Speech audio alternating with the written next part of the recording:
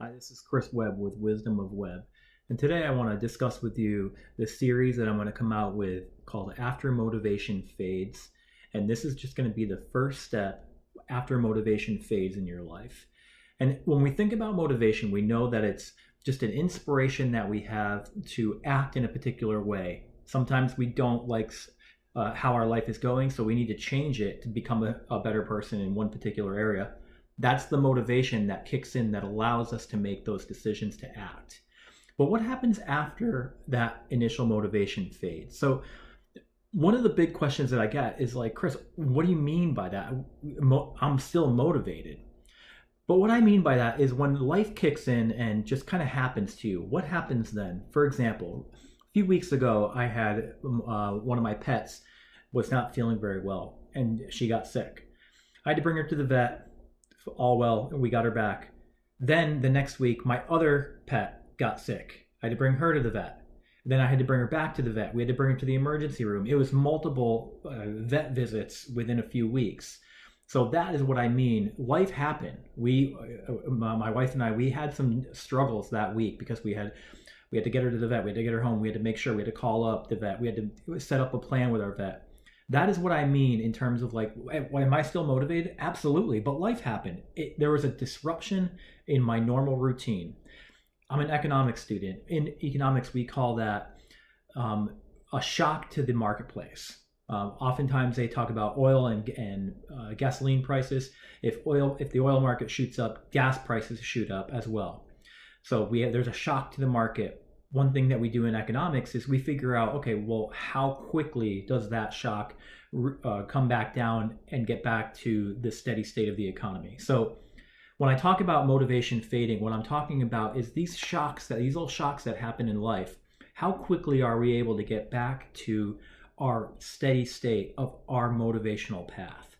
And that is one of the things that I want to discuss throughout this whole series. And one of the things that I truly believe is that commitments are a true measure to what people are invested in fully. And what I mean by that is if you're committed, for example, to working out or becoming a better reader, becoming a better writer. In order to become a better writer, you have to read a lot. So if you are committed to becoming a better writer, no matter what shocks happen in your life, eventually you're going to get back to the commitment of reading. Why do I mention that? Well, when you go around and you have multiple shocks in a few weeks, like I did, it can be very difficult to get back to that steady state in terms of your motivational path because, I'm tired. I had to get to the vet and get back. That game of Candy Crush, what harm is it going to do? The extra episode on Netflix that I'm watching, what harm is it going to do? I just need to relax a little bit.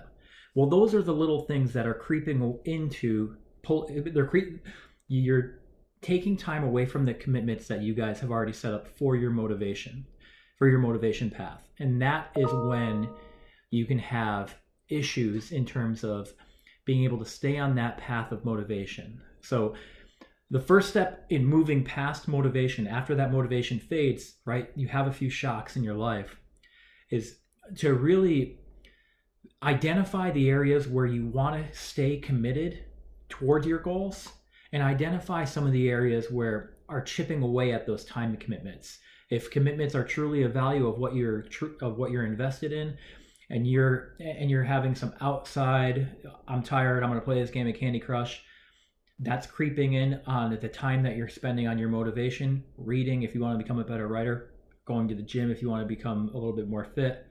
That is what you need to identify. The first step is being able to identify where am I spending my time? What commitments am I using for the things that I want to achieve, and what time commitments am I using for things that are not really important in my goal achievement.